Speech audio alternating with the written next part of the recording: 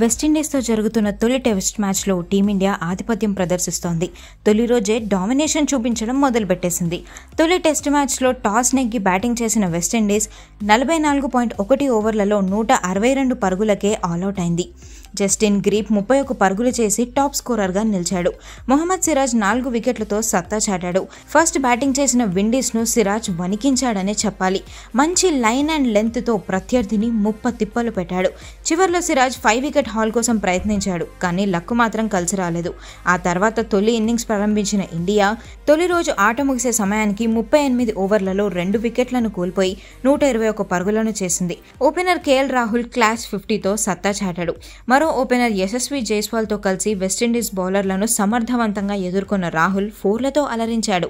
ఆట ప్రారంభమైన వెంటనే జైస్వాల్ 7 4లతో దూకుడు ప్రదర్శించాడు. ఆ తర్వాత కట్ షాట్ను ప్రయత్నించిన జైస్వాల్ అవుట్ అయ్యాడు. వన్ డౌన్లో వచ్చిన సాయి సుదర్శన్ విఫలమయ్యాడనే చెప్పాలి.